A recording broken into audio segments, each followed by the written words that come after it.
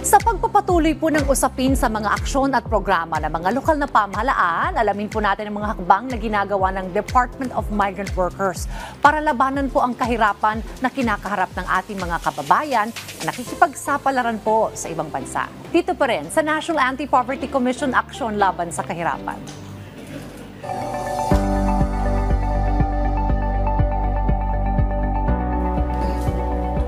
At makakakwentuhan po natin ngayon dito sa ating programa si Undersecretary Bernard Olalia, ang Undersecretary for Licensing and Adjudication Services sa Department of Migrant Workers upang talakayin po ang mga programang ipinatutupad ng DMW na nakatuon sa kapakanan ng mga Pilipinong migranteng manggagawa. Yusek Olalia, nice to see you again. Good morning po. Welcome to Aksyon Laban sa Kahirapan. Magandang umaga po, Ma'am Dayan, at magandang umaga po sa mga nanonood po sa inyong programa. Alright. Well, Yusek Olalia, I want to start this conversation by asking you, ilan na ba yung mga manggagawang Pilipino na nakikipagsapalaran po sa ibang bansa at saang mga bansa po yung may pinakamaraming tala po ng mga OFWs? Unang-una po, ang aming departamento, ang Department of Migrant Workers, ang may mandato para tulungan, protektahan lahat ng mga OFWs natin at saka itaguyod ang kanilang karapatan. Pinakamarami po ang ating deployment, yung sinatawag natin na mga OFW sa Middle East. Okay, yan ang Middle number one. Kasi favorite nila yan at napakadami po ng mga available jobs sa nabanggit kong lugar. Noong 2023, pumalo po tayo sa mahigit 2.3 million annual deployment natin. Tumaas po ito noong 2024 na mahigit 2.4 million naman. Ngayong 2025, maganda po ang tinutungong direksyon ng ating deployment. Pero hindi po mahalaga yung deployment. Kami po sa DMW, ang tinitignan namin yung proteksyon na naibibigay natin sa ating OFW sa kanilang pag-alis, pagtrabaho doon at pagbabalik. Yung tinatawag po nating reintegration. Napaka-importante po sa amin yan. Yun pa rin, nung parang at the end of their journey abroad, kung paano sila rin makakabalik dito sa Pilipinas at makakapiling muli ang kanilang pamilya. Tama po. Oo, yun po. Talking about the protection for the OFWs, so tell us about the programs of DMW na pinakikinabangan po ng ating mga bagong bayani. Unang-una, ang ating programa, tulad ng nabanggit ko kanina, ay bigyan po ng full protection ng ating OFW. Kaya sinisiguro po ng departamento namin na lahat ng kanilang pupuntahang bansa at saka yung mga employers po ay compliant sa ating batas. Meron po kaming verification process na kung saan yung aming Migrant Workers Office na pinangungunahan ng aming labor attaché ay tinitignan na yung kanilang kontrata, yung employment contract nila ay tama at wasto sa lahat po ng minimum standards natin. Yan po yung protection na napaka-importante.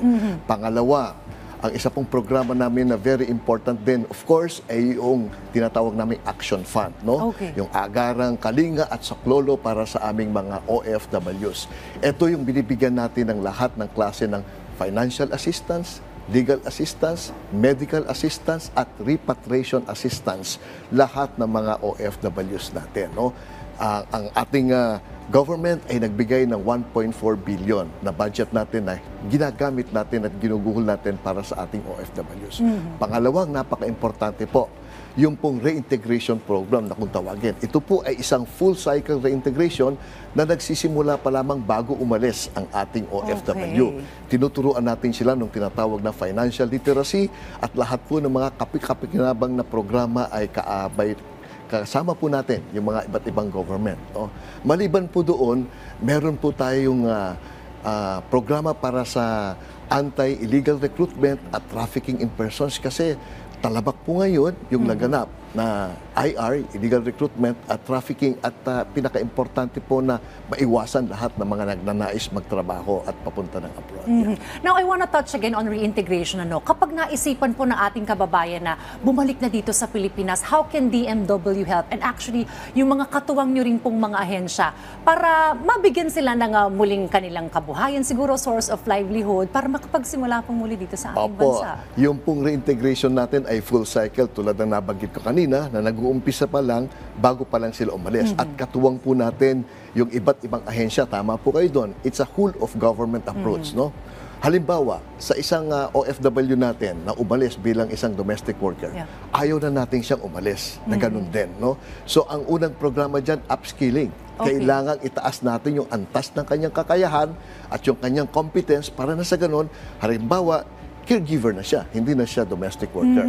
Doon naman sa natapos na nagtrabaho at ayaw nang bumalik sa ibang bansa, marami po tayong programang maitutulong dyan. Pwede natin siyang i-refer sa iba't ibang ahensya para makakuha siya ng isang magandang trabaho rito. No? Nandiyan po katuwang natin ang Department of Labor and Employment, ang TESDA, ang DILG, ang DOH, para mabigyan siya ng proper training at makakuha siya ng employee dito sa ating bansa. Okay. Nakakatuwa na nagtutulong-tulungan talaga ang iba't ibang ahensya ng gobyerno para sa programa yan. Now, I wanna touch naman on the issue of illegal recruitment. Opo. Sino-sino naman po, ano-anong ahensya ang katuwang po ninyo para masiguro po nga hindi po magiging biktima ng illegal recruitment ng ating mga kababayan? Hindi po kaya ng Department of Migrant Workers na labanan ang illegal recruitment at human trafficking na nag-iisa. Kaya ang bilin po ng ating mahal na presidente, palagi pong whole of government approach yan.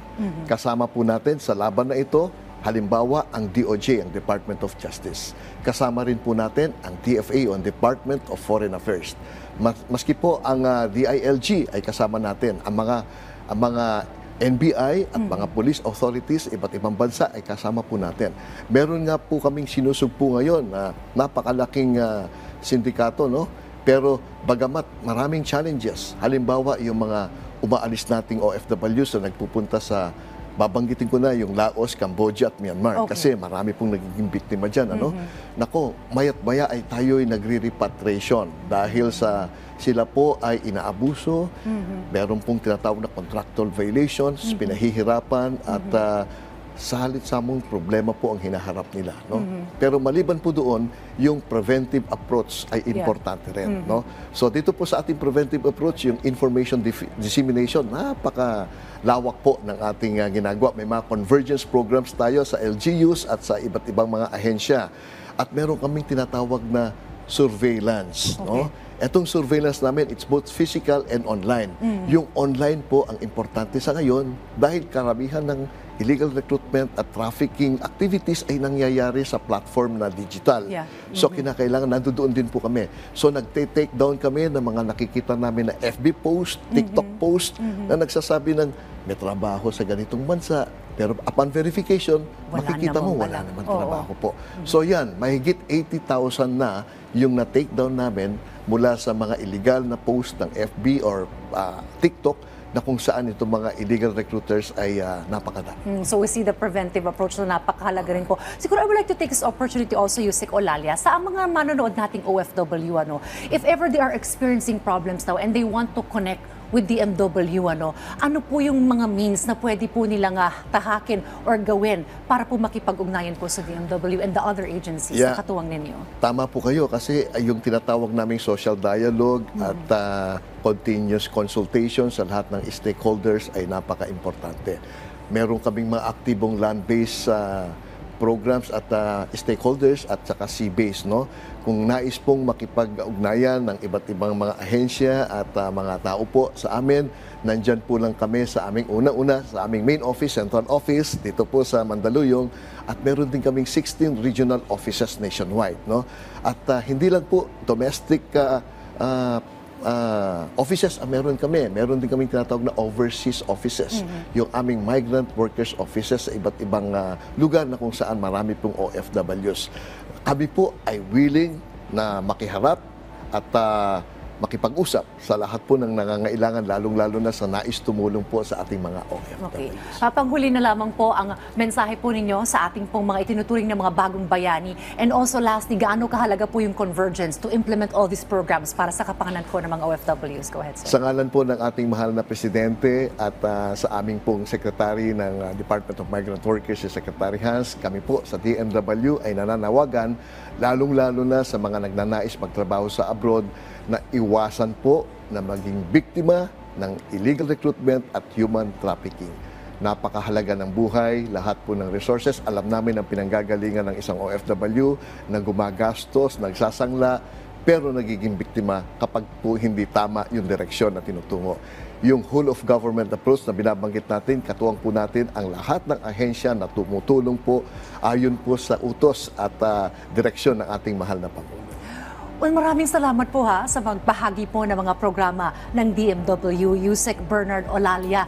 At tama yun yung nabanggit, yung hangarin kasi ng ating mga OFW maganda para sa kanilang pamilya, pero iwasan po natin maging biktima ng illegal recruitment.